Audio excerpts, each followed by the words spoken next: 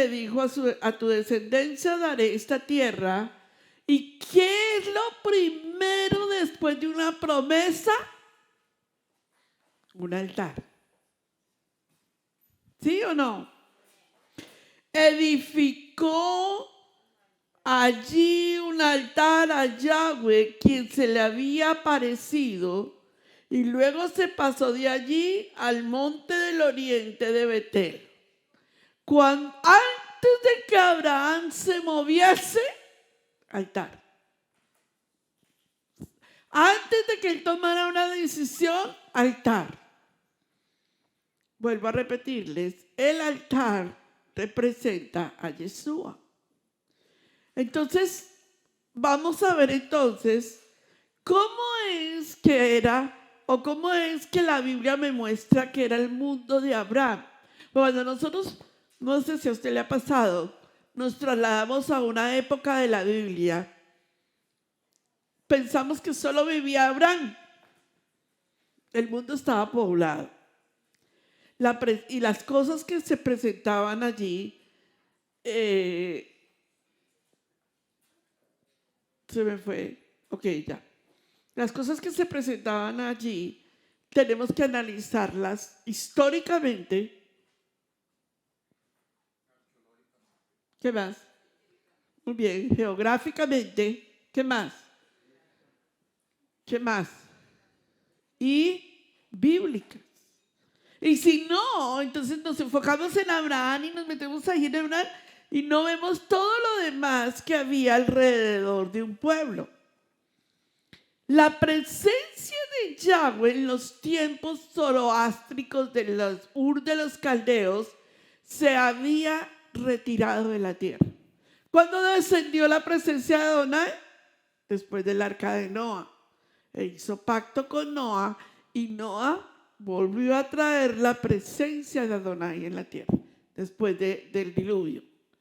Pero para los tiempos de Abraham, 10 generaciones después, la presencia de Adonai comienza a irse de la tierra. Y cada vez que la presencia de Adonai se retira, se eleva, la tierra entra en caos y en confusión. Entonces es importante, amados, que a ustedes se les quede esto que estoy diciendo. Es importante que ustedes, cada vez que yo les digo a ustedes, ¿por qué los altares? No los altares idolátricos, sino el altar de Adonai. ¿Por qué los altares? Porque es la forma de bajar la presencia de Adonai a la tierra con un corbanot que representaba a Yeshua. Hoy el pastor va a hablar sobre el corbanot eterno. Muy importante que usted entienda esto. Entonces, vemos todos, leamos el screen juntos. La vida de Abraham es un testimonio de fe y obediencia en su caminar con Yahweh. Todos. Construyó altares en lugares clave, siendo los de Betel y Hebrón específicamente los significativos. Pensaríamos que el altar donde sacrificó, donde va a ser el sacrificio del carnero que pusieron a Isaac, porque no lo sacrificó. ¿Cómo se llamaba ese altar? Sí, pero ¿cómo se llamaba? ¿El del monte? Moriah. Pensaríamos que será el más significativo, porque allí iba a estar el sacrificio de Isaac. Pero si le colocamos cuidado al de Betel y al de Hebrón, encontramos la respuesta. Y hoy necesito explicar esos 4 altares bien definidos para que nos quede claro cuando lleguemos a Hebreos y veamos a Hebreos, entendamos que Adonai nunca se separó del altar. ¿Me hago entender? ¿Me están entendiendo lo que estoy diciendo? Me encanta verlos aquí. Siempre me encanta verlos aquí. Estos altares representan todos. Digan, ¿qué representan? Lean. Su relación con Yahweh. Entre más tú tengas un altar espiritual, oye, son espirituales, más tienes una relación con Adonai, entre menos te acerques a tu altar con Adonai, menos puedes decir que conoces al Adonai de Israel. Entonces, dependemos de Él y del compromiso de adoración genuina. Todos, hoy, lean, reflexionaremos todos. ¿Y cómo los vamos a aplicar a nuestra vida? ¿Cómo, pastora? Bueno, muy bonita la historia de Abraham, pero ¿cómo esto se acerca a mí? La semana pasada les acerqué a Ur de los Caldeos y les dije, hay que salir del Ur de los Caldeos nuestro. Hoy les voy a mostrar lo que la palabra de Adonai me habla acerca de este tipo de altares. Pregunta, ¿los mandamientos de Noa fueron nuevos para Abraham? ¿Por qué? Exacto, porque para los tiempos de Abraham eran los mandamientos los que estaban regiendo la tierra. Y si la Biblia me dice que Abraham era fiel, dice que entonces estaba siguiendo el camino de sus mandamientos. Pregunta. A nosotros nos hacen esta pregunta muy presente, muy continua hoy en día, y dicen, bueno, ¿cómo así? Nosotros no guardamos los mandamientos porque los mandamientos fueron para los tiempos de Moisés. Hoy en día la gracia nos sostiene, ¿cierto? El vocablo de la gente es esa. Pero antes de Moshe, Abraham guardaba los mandamientos, estatutos y decretos de Adonai. Pastora, pero qué blasfemia. ¿Usted sabe que alguien me dijo eso? Me dijo, eso es una blasfemia. Le dije, ¿en serio? ¿Te parece blasfemia? Y me dijo, sí.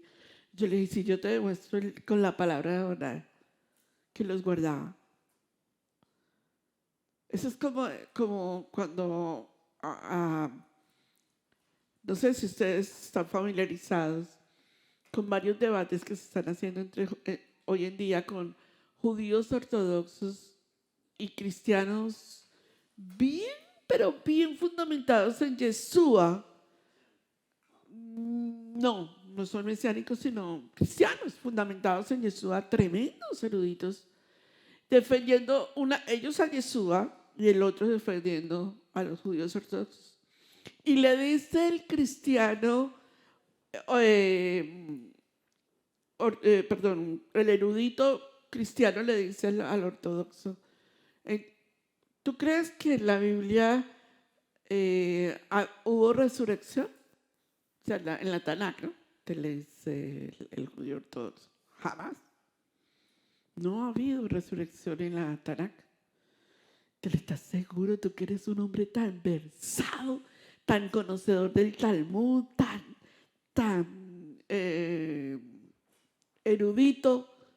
¿Tú crees que no hubo resurrección en la Tanakh? Que no hay resurrección? Absolutamente no. Le dice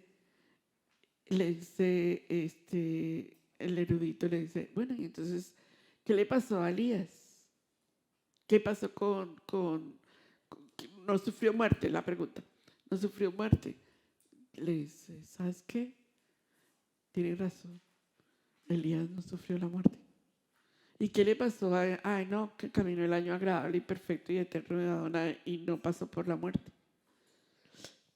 Y esas dos preguntas lo hicieron ir a buscar la resurrección de Yeshua a ese hombre que decía que era judío ortodoxo y conoció de Yeshua.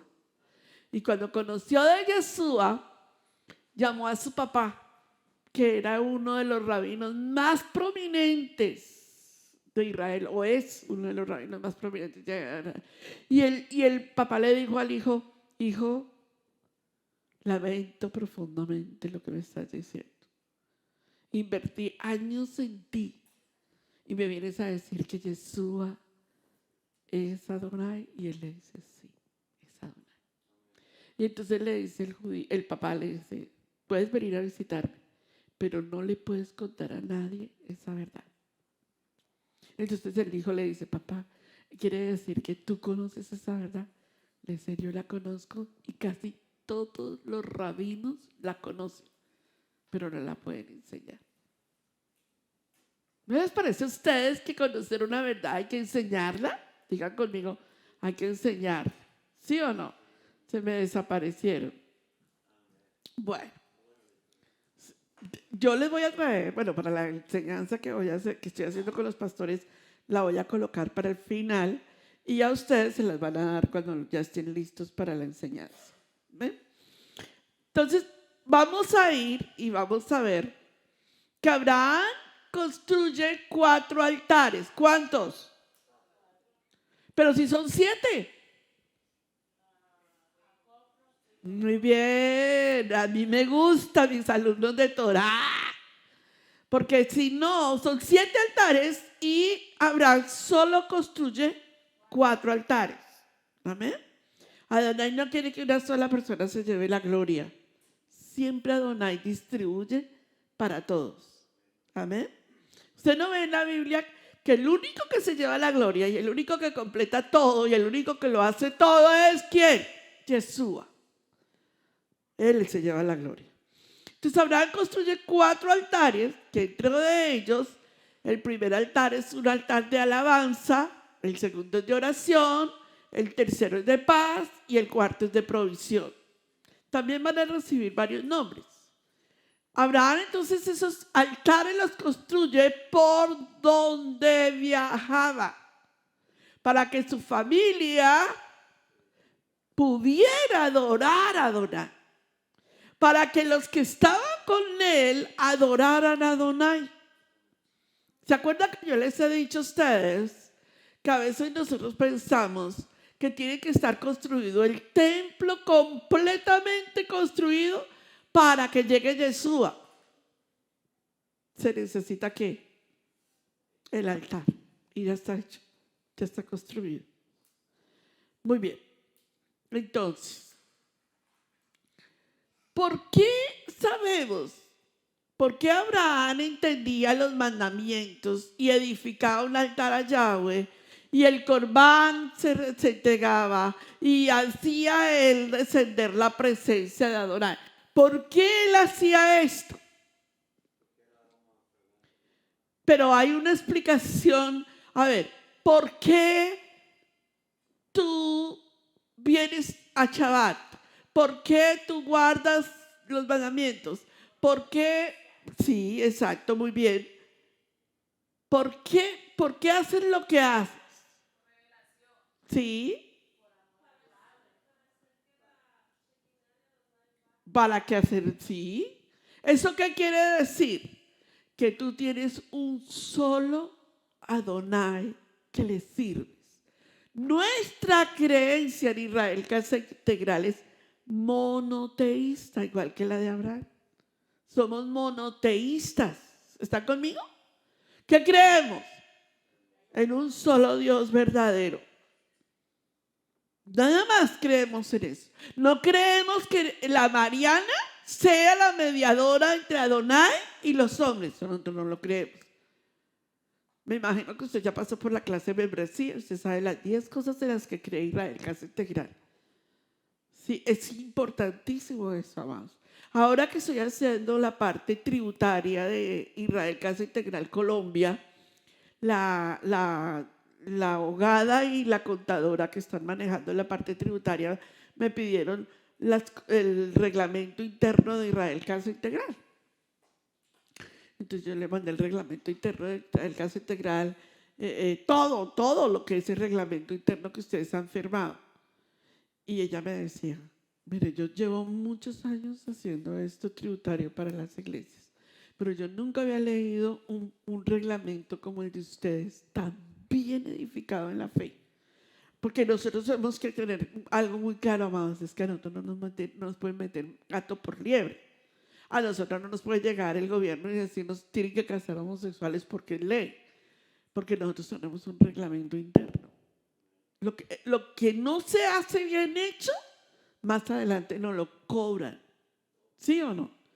Yo por eso creo que la forma mejor es contratar gente profesional que nos respalde. Por eso cuando nosotros vamos a hacer algo en Israel Cáncer Integral a nivel jurídico, yo me aseguro que el abogado me diga, pase. ¿Por qué? Porque si no, nos metemos en problemas. Y nuestra congregación es monoteísta. Entonces tenemos que caminar sobre ese propósito eterno. La religión judía es monoteísta. ¿Y el Islam es monoteísta? Dice ser monoteísta.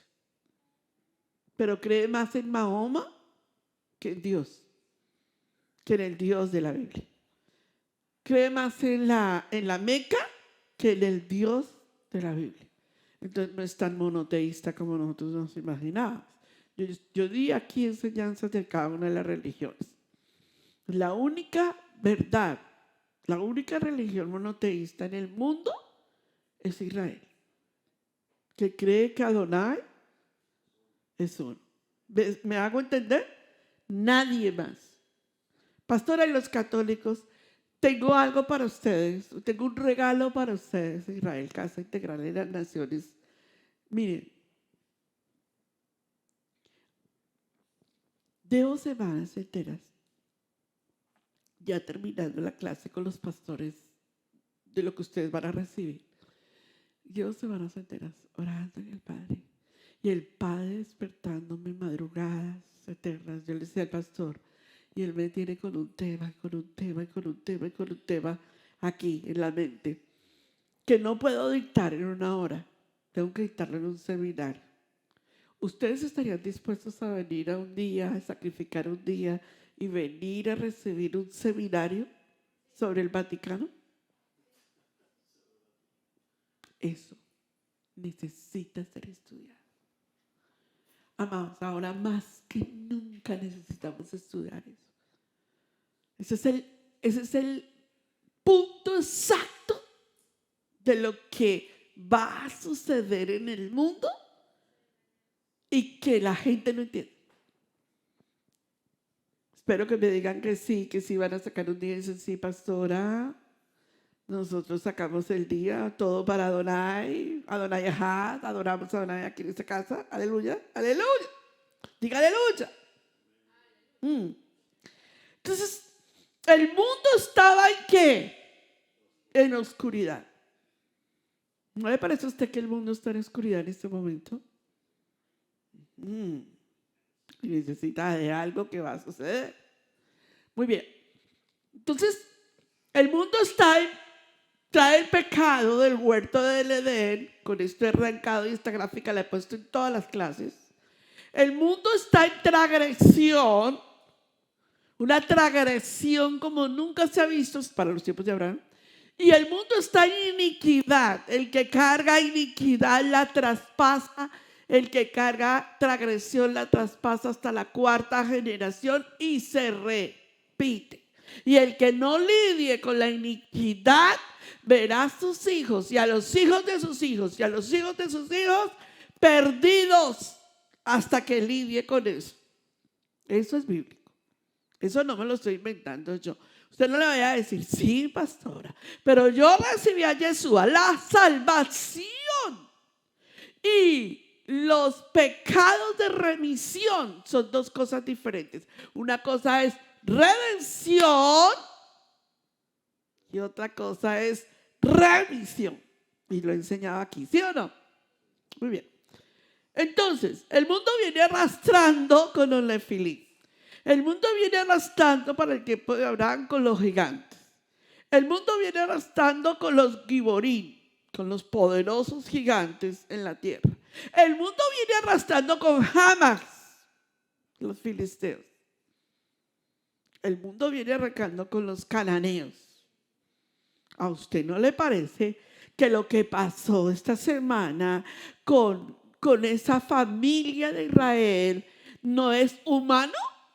¿Usted cree que los niños fueron ahorcados? Los 2 criaturas de la... Ustedes sí saben lo que pasó, ¿cierto?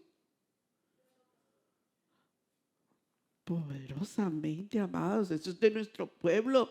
Una familia que fue secuestrada el 7 de octubre del año pasado. Cuando vino todo el proceso de Israel, secuestraron, dentro de todos los que secuestraron una familia de una madre con sus 2 hijos. Al esposo también lo secuestraron, pero lo llevaron por otro lado. A los 2 niños los sacaron de la casa. Ella saca a sus niños y los lleva abrazada, para que no se los vayan a hacer daño. Y resulta que hace 8 días Israel le entrega, Hamas entrega los cuerpos de esos niños. Le tengo noticias. Israel dice, Hamas dijo, los mataron los israelitas, los de Israel, en un ataque de bombardeo. Y en la autopsia se sabe que los niños fueron ahorcados un mes después de haberlos sido secuestrados. Luego les entregan el ataúd, o sea, supuestamente entregan el cadáver de los niños y entregan el cadáver de ella. Y resulta que no era el cadáver de ella, sino el cadáver de otra mujer de Hamas, de Gaza. Y a ella no la entregan. Y el juego de azar, de pronto, ¡pum!, se mandan el cadáver y lo entregan como si fuera un circo. ¿Usted le parece eso humano, hermanos? ¿Usted le parece que usted sabe lo que hace Israel para un bombardeo, amados? Para cuando Israel bombardea Gaza, le avisa al pueblo que va a haber bombardeo. Cuando Israel va a entrar a un lugar, antes de que Israel entre, le avisa a la gente que va a suceder. Pero estos filisteos incircuncisos no tienen misericordia de nada ni de nadie. ¿A usted no le parece? Cuando yo llegue a Apocalipsis con este tema, usted se va a dar cuenta de lo que yo le voy a decir. ¿A usted no le parece que esta gente tiene otro estirpe humano? Porque ¿qué humano va a sacar a unos niños inocentes y los va a ahorcar? ¿Qué humanamente, qué guerra puede ser esa? Y no me hable de los cananeos, el pueblo enemigo de Adonai que se junta con los filisteos. Esto que está sucediendo hoy es lo mismo que antes, pero en mayor potencia. Porque ahora las armas no son armas naturalmente. Ahora la pelea es mucho más poderosa. Entonces, todo lo que viene arrastrándose, los jebuseos, los amorreos, los jerjeseos, los giborín, la reina del cielo que sale con Semiraris, los caldeos que eran los brujos y los adivinos. ¿Cuánto de esto no hemos arrastrado todos nosotros? ¿Cuánto de esto no ha venido a nuestras vidas? Y creemos que porque llegamos a una congregación y nos sentamos en una congregación, ya lo hemos hecho. Resulta que estamos más que equivocados. Y por eso tenemos procesos difíciles en nuestra vida. Y empezamos a lidiar, porque usted cuando llega a la congregación, usted llega a ser purificado. ¿Me hago entender? Y la purificación no es de la noche a la mañana. Es un proceso de Adonai para poder sacarte todo ese Ur de los caldeos, esa reina del cielo. ¿Cuánto les costó sacar esa reina del cielo? Yo he tenido gente aquí que me ha dicho: a mí una guadalupana no me la toques. Hay gente que llegó con la patita del conejo y la cargaba en su billetera. Y se peleaba con nosotros cuando le decíamos la pata del conejo. Ay, amigo. ¿Sí o no? Dígame que no. ¿Cuántas cosas nosotros nos venimos lidiando? ¿Cuánta transgresión no hemos venido arrancando? Y creemos que porque sentamos aquí, mira, vamos, el que se duerme, camarón que se duerme, navaja pasa.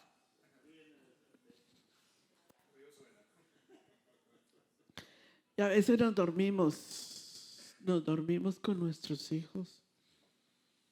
Nos dormimos, amados, ustedes no entienden eso.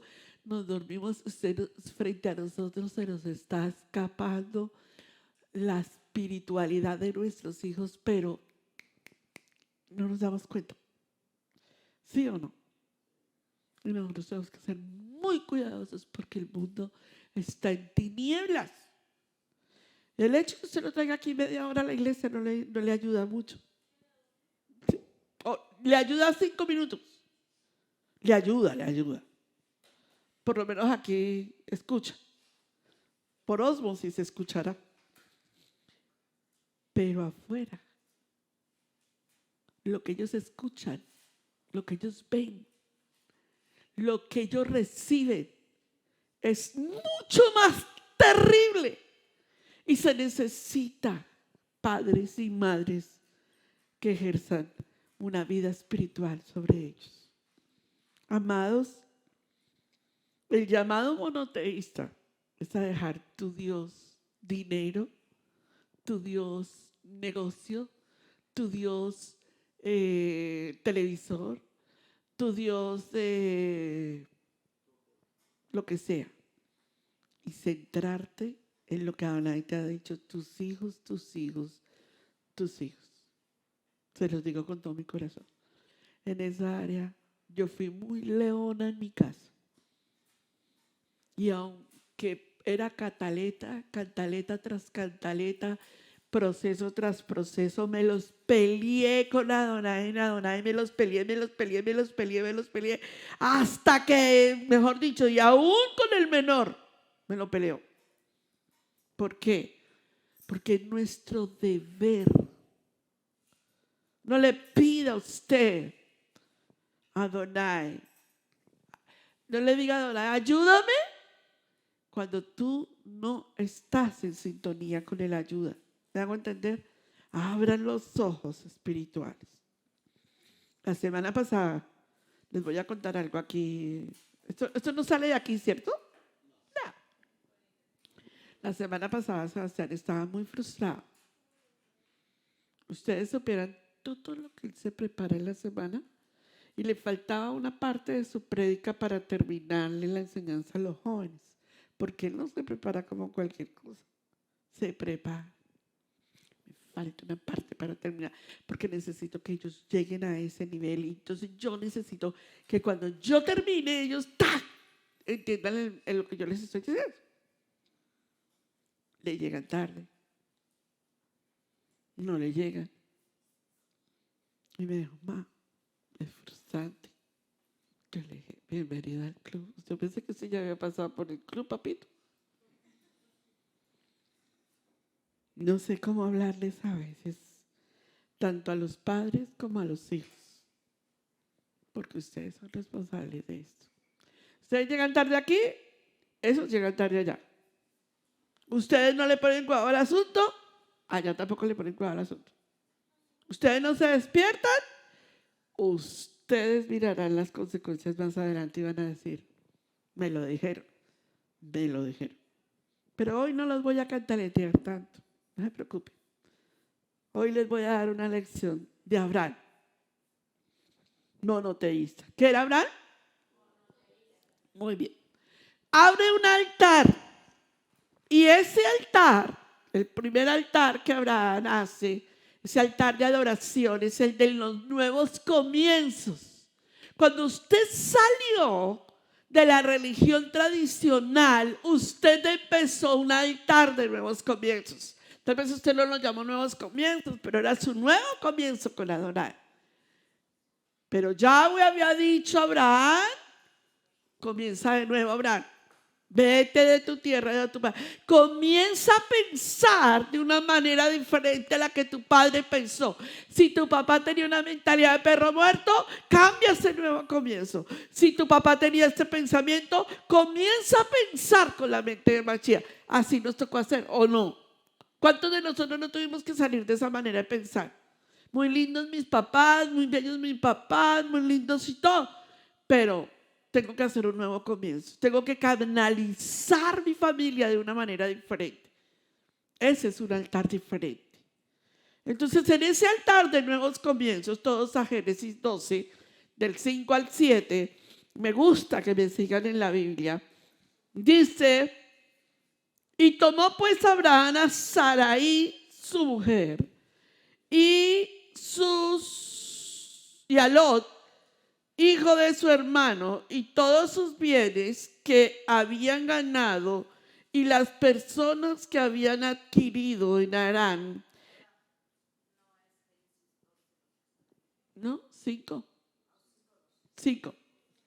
Y las personas que habían adquirido en Harán, y salieron para ir a la tierra de Canaán, y a la tierra de Canaán llegaron. Miren, es la única vez que me dice la Biblia que el que salió llegó. Isaac nunca salió de la tierra prometida. Jacob salió y por haberse desviado se metió en problemas. Todo el que se desvía se mete en problemas, ¿cierto? Y dice la Biblia que salió con bienes. Siempre que nosotros empezamos en nuevos comienzos, nosotros llegamos con lo que traíamos. Nuestra tradición, la mula, el gato. ¿Sí? ¿Sí o no? No. Pero en la medida en que nosotros vamos caminando, usted se va a dar cuenta que los bienes que Abraham traía en el camino no fueron los bienes con los cuales caminó su jornada. Ya los bienes empezaron a ser cambiados espiritualmente. ¿Por qué? Porque primero Adonai te llama, pero en el camino te despoja. Dice, no. Aquel que te va a bendecir soy yo. Aquel que te va a dar tu provisión soy yo. Tú vas a aprender a depender de mí. No vas a depender de tu papá ni nada. Tú vas a depender. Y cuando empieza ese proceso, es difícil. Porque por eso yo no le vendo a la gente la idea, ven a la congregación y que vas a tener casa, carro y beca. Yo no enseño eso. Y yo nunca les voy a decir eso. ¿Me oyeron? Venga a la congregación, pero empiece su proceso. No es tan fácil la casa. Mucho menos la carro y mucho menos la beca. Eso es en el camino. ¿Me hago entender? Primero te van a despojar espiritualmente. Primero te van a procesar.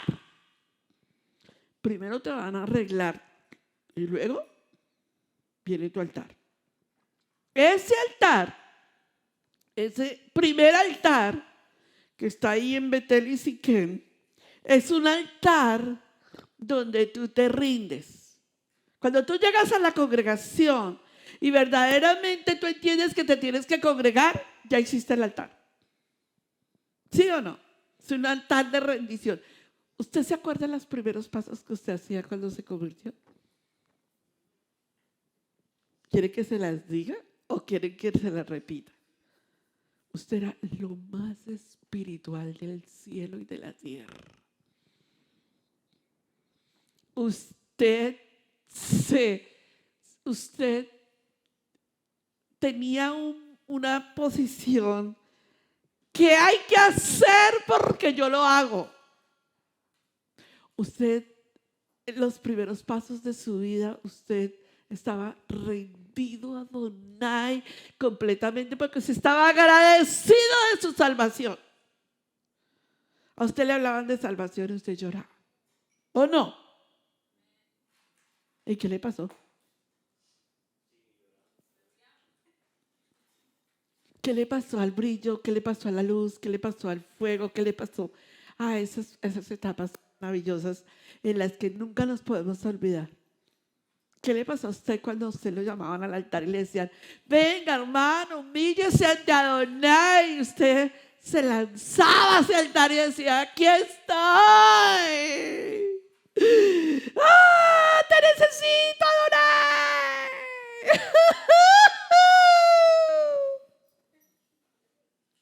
¿Qué pasó con eso? Hoy le dicen ustedes, levanten las manos, bájenlas. Gracias a Adonai que las tengo que bajar. Cuando usted está en el altar de la rendición, usted está rendido a los pies de Adonai. Usted está completamente rendido. Mire, yo recuerdo, amados, yo me recuerdo ese momento Yo fui de muy pequeña a la congregación, a la escuela dominical. Ustedes ya saben eso. Ustedes ya saben que yo cantaba los coritos, que mi papá sacaba a mi mamá arrastrada a la iglesia, que eso era un show, el espectáculo del domingo era mi papá. Mi familia era un espectáculo. Y ya, no nos dejaba ir a la iglesia. Entonces mi mami nos sentaba frente a la radio a escuchar Nuevo Continente, la familia diferente, o la alternativa diferente. Mi mamá, va a empezar el sermón de las 7 palabras. Y ahí sentados todos en filita con el sermón de las 7 palabras. Y luego salía el corito.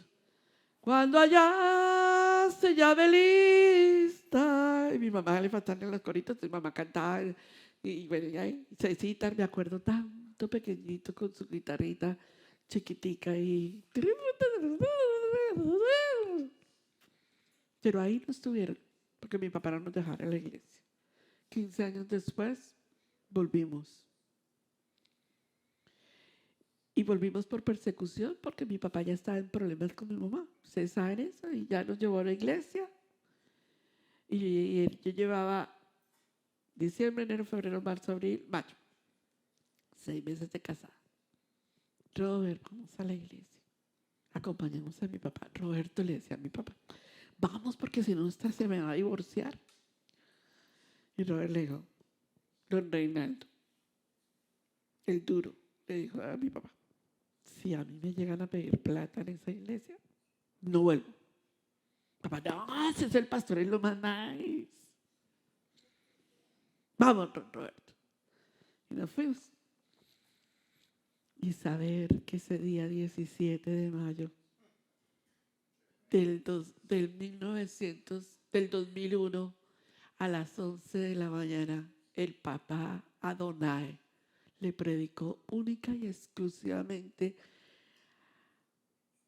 al hombre que necesitaba esa palabra, a don Roberto Alfaro.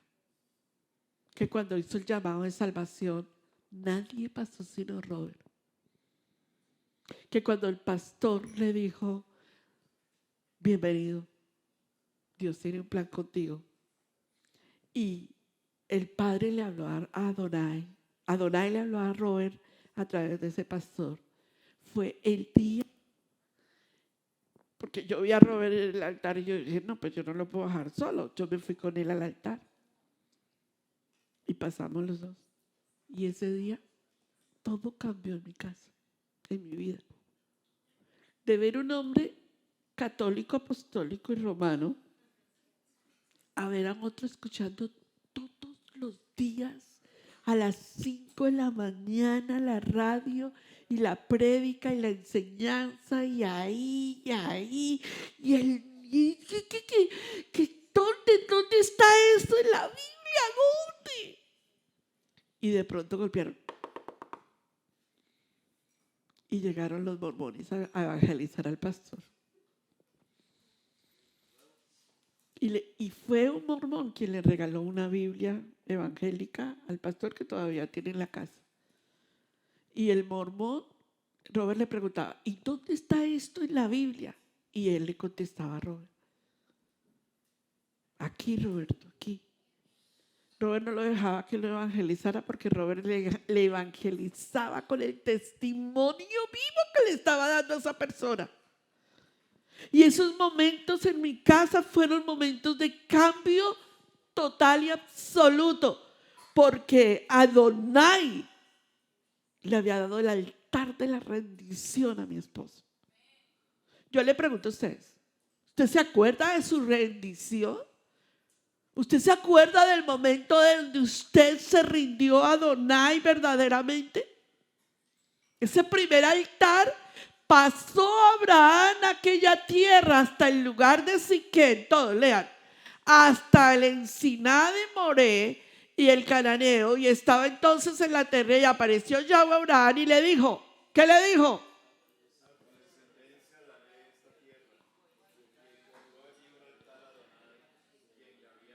Usted sabe que en ese altar se nos apareció Adonai cuando estábamos perdidos en nuestros delitos y pecados. Usted no se le puede olvidar que Adonai se te apareció cuando tú necesitabas la mano de Él. Exactamente en el momento que la gente dice hoy en día, lástima yo no haber recibido al Señor de pequeño. Tal vez no estarías aquí hoy. Porque la gente perdió la visibilidad del altar. Y hoy en día dice, yo ya llevo 20 años en el Evangelio, yo ya no necesito de ustedes. Perdidos del altar. Se les olvidó el altar de la redención. No es por años, es por obediencia. Podemos llevar 30. Mire, yo reconozco hoy a gente cuando me dice a mí, ¿tú te congregas? Me dice, no, yo ya no me congrego porque es que no hay necesidad de congregarnos. Yo me congrego, yo con solo yo. Yo ya entendí que perdió el altar. Yo ya entendí que perdió la redención. Segundo altar. El altar para rendir, pero el altar para vencer.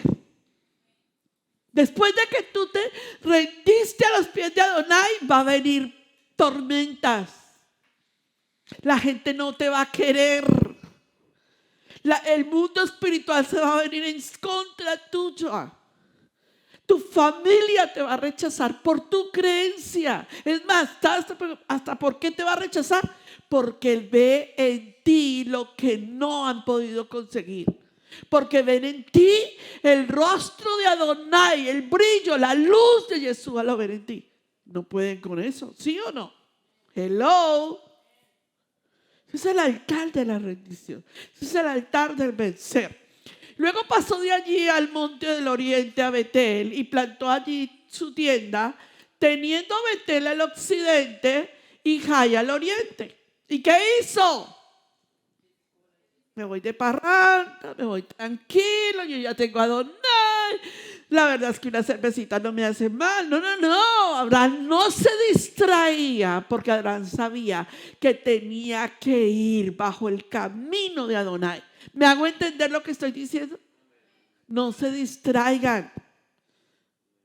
No se distraigan, amados. ¿La familia es importante? Sí. ¿El papá es importante? Sí. ¿Su mamá es importante? Sí y sí. Pero su Shabbat es más importante que cualquier otra cosa. No se distraigan. No, que es que yo el sábado no puedo ir, pastora, porque es que tengo unos 15. ¿Qué 15 ni qué nada? Tu Shabbat es más importante porque tú le rindes altar a Adonai. Y dice la Biblia que ese segundo altar pasó de allí al monte oriente, ya lo leímos, y plantó su tienda. Teniendo a Betel, óyalo, Betel, al occidente, por ahí Betel va a ir, vamos a encontrarnos con ese altar con Jacob. Y Jai era la ciudad pagana. Entre Betel y el paganismo me quedo en la mitad. Y sigo el camino de rectitud. Y vamos entonces al tercero. Para llegar a Hebrón se necesita vencer. Diga, para llegar a Hebrón, no los oigo. No los escucho a todos. Se necesita. Tienes que vencer tu yo. Tienes que vencer tu orgullo, tu altivez, tu arrogancia. Tienes que, para llegar a Hebrón, amados, nadie llega a Hebrón sin haber vencido. Es más, le voy a decir una cosa. Cuando tú ves el altar de Hebrón, es el altar de la prosperidad. Nadie llega a Hebrón sin haber vencido. La gente hoy en día quiere casa, carro y beca, como si la casa de Adonai fuera la lotería. Es más, le voy a decir algo. Agárrese duro porque lo que le voy a decir no le va a gustar.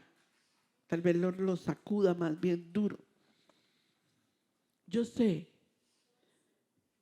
que lo que el Padre hace para vencer para vencer nuestro orgullo, nuestra actitud, es tratar con nosotros en el área financiera.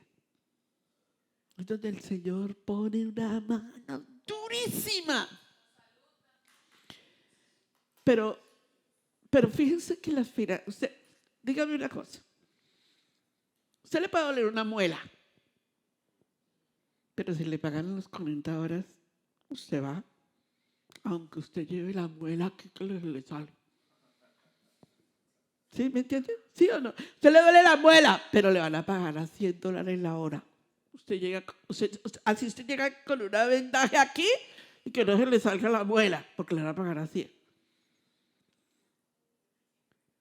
Usted tiene que pensar en la vida suya, en la parte espiritual que es importante en su vida. Hoy se lo dije al pastor. ¿Qué es importante en la vida? A ver. Pero mire, si a usted le duele la muela, ¿cierto? Y usted dice, qué dolor tan berraco esta muela. Pucha, qué dolor tan berraco esta muela. Sí. Berraco, o sea, dura. Ay, ustedes me entienden. Yo no voy a ir a la iglesia con este dolor de muela. Porque me duele la muela. Pero al otro día usted se va a trabajar y le sigue doliendo la muela. Pero es que como me pagan. Y si no voy, la muela me duele, pero me duele más que no me paguen.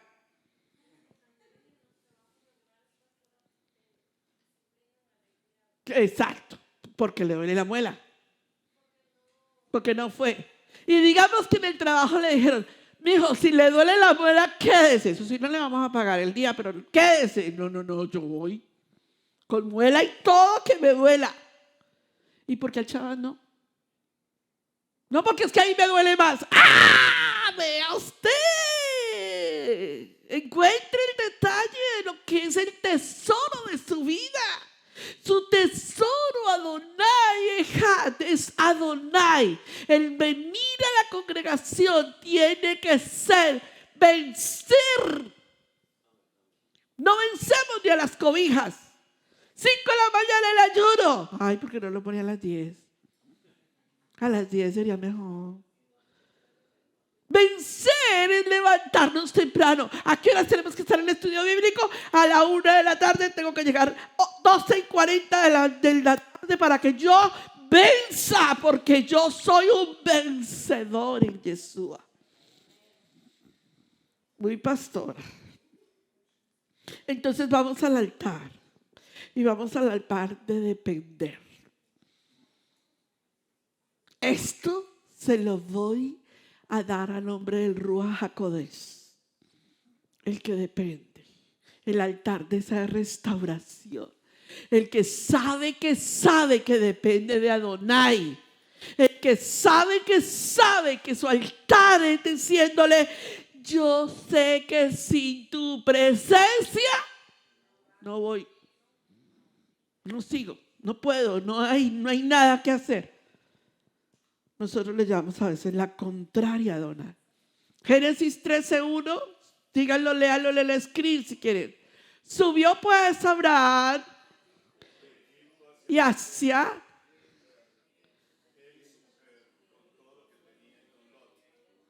y Abraham era espera, no dice que salió de Ur de los Caldeos riquísimo. ¡Eso!